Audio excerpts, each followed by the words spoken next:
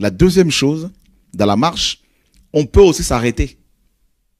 Il ne faut jamais s'arrêter. Vous voyez, une personne qui marche du point A au point B, entre les deux points, il peut y avoir, n'est-ce pas, il peut y avoir, on peut vouloir l'arrêter. Et parce que la personne qui marche du point A au point B écoute les conseils des hommes, des méchants, elle va finir par s'arrêter. S'arrêter où? Sur la voie des pécheurs. Vous voyez, donc il y a la marche, il y a la voie. Et les Écritures nous disent qu'il y a deux chemins, il y a deux voies dans Matthieu 7. Il y a le chemin qui conduit au ciel, dont, mes amis, la porte est étroite. Donc c'est un chemin resserré. Il y a le chemin qui conduit à la perdition, dont la porte est bien sûr grandement ouverte. Elle est large comme ce chemin.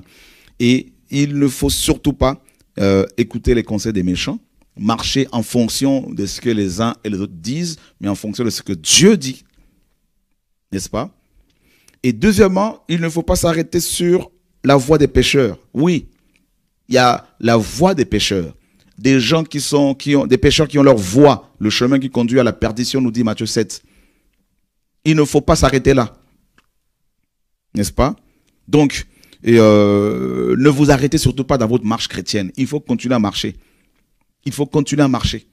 Il faut continuer à marcher. Il faut continuer à marcher. C'est une course. Vous voyez? Et comme Paul dit dans 1 Corinthiens 9, à partir du verset 27, il dit « Je traite durement mon corps et je le tiens assujetti. Je mortifie mon corps pour ne pas être désapprouvé après avoir enseigné aux autres. » Donc, dans votre marche chrétienne, dans votre détermination pour servir le Seigneur, dans votre détermination pour vous sanctifier, ne laissez personne, ne laissez aucun homme, aucune femme vous arrêter dans votre élan. Et surtout, ne vous arrêtez pas sur la voie des pécheurs. Ils vont vous perdre. Vous allez être disqualifié sinon. Ne perdez pas de vue la cible, c'est-à-dire, n'est-ce pas, l'objectif principal, Jésus-Christ de Nazareth. Et ça, c'est la deuxième étape. Donc, la première étape dans ce passage, c'est la marche. La deuxième étape, c'est l'arrêt. Il ne faut pas s'arrêter. La troisième chose, la troisième étape, c'est quoi?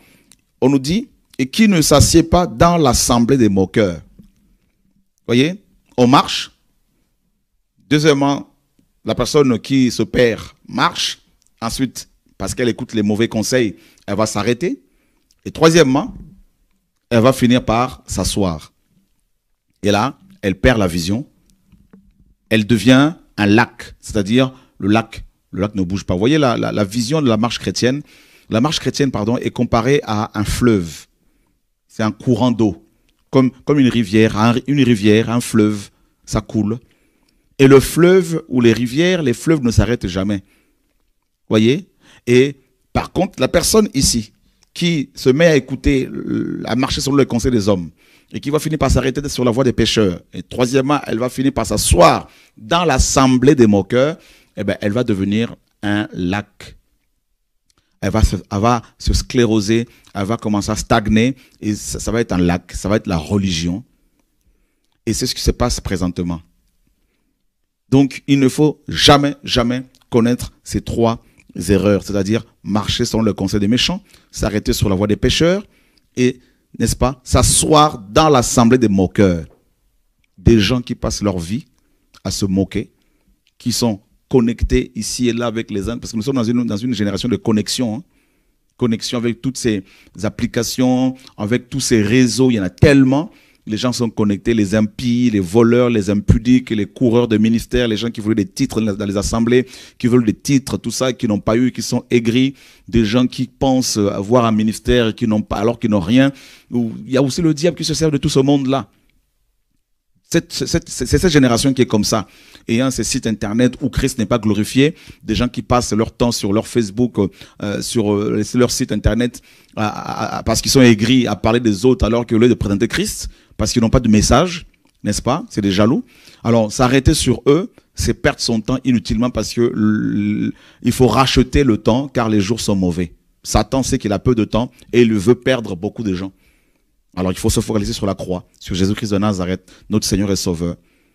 Il ne faut pas s'arrêter par rapport à une femme qui veulent te séduire et t'arrêter sur elles et perdre ta vision, la vision du ciel. Les enfants d'Israël, quand ils sont sortis de l'Égypte, ils avaient comme vision Canaan. Vous voyez? Et c'est ce qu'il faut avoir comme vision. On sort du monde, la vision c'est le ciel. La vision ce n'est pas le ministère, ce n'est pas le mariage. Ça peut arriver, c'est vrai, c'est une grâce, c'est une bénédiction, mais c'est pas ça la finalité. La finalité ce n'est pas, mes amis, avoir des enfants. La finalité ce n'est pas acheter une voiture, une maison. La finalité c'est le ciel. C'est ça qu'il faut garder à l'esprit. Et si ta vision c'est le ciel, eh ben, tu ne vas pas marcher selon le conseil des méchants qui veulent que tu t'arrêtes sur leur voie. Tu ne vas pas t'arrêter sur leur voie, qui veulent que tu sois dans leur assemblée des moqueurs. Au contraire, tu vas continuer à marcher vers le Seigneur parce que la vie chrétienne est d'abord une vie personnelle. Avant d'être une vie communautaire, c'est d'abord une vie individuelle, personnelle. Chacun avec son Dieu, chacun avec sa Bible, chacun avec son temps d'adoration, son temps de prière, chacun avec, mes amis, avec son Seigneur. Voilà. Donc, marchez selon l'Esprit de Dieu. Et si vous marchez selon le conseil du Seigneur, si vous ne vous arrêtez pas sur la voie des pécheurs, si vous ne vous asseyez pas dans l'assemblée des moqueurs, des gens aigris, des gens rebelles, et, menteurs, hypocrites, qui acclamaient la vérité hier, le message hier, et aujourd'hui, parce qu'ils n'ont pas eu ce qu'ils voulaient, commencent à le décrier, et heureusement que le peuple de Dieu a compris leur jeu.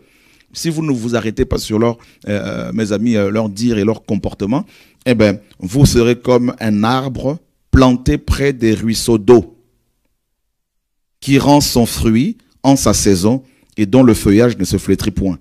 Voilà, cet arbre-là, qui est constamment arrosé par l'eau de la parole, parce que cet arbre-là, cet homme, cette femme, médite nuit et jour la parole de Dieu. Et tout ce que tu vas faire, tout ce que vous ferez réussira. Ben voilà. Et les autres vont échouer, ils essaient de commencer des églises, ça ne marche pas. Ils essaient de faire du racolage, ça ne marche pas. Ils essaient d'inviter les âmes chez eux, ça ne marche pas. Et c'est la confusion totale, n'est-ce pas? Ils essaient de prier pour les malades, il n'y a pas de guérison, pas de délivrance, il n'y a rien. Hein? Certains ont des bâtiments remplis du monde, mais il n'y a pas la vie. Il n'y a pas la vie. Et vous qui marchez selon le Seigneur, si vous marchez selon le Seigneur, eh bien, tout ce que vous allez faire, tout ce que vous ferez selon la parole du Seigneur, en accord avec la parole, ben forcément, réussira, marchera.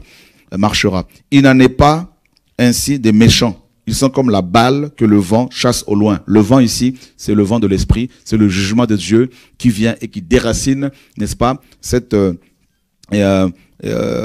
hommes et ces femmes qui ne marchent pas selon le conseil du Seigneur. Ils sont emportés au loin. C'est pourquoi les méchants ne résistent pas dans le jugement, ni les pécheurs dans l'assemblée de justes. Voilà, il y a l'assemblée des moqueurs et il y a l'assemblée des justes. Dans l'assemblée des justes, quand ils se retrouvent, ces frères et sœurs, ils sont là pour prier, pour adorer le Seigneur, pour servir le Seigneur. Voilà, c'est ça leur vision.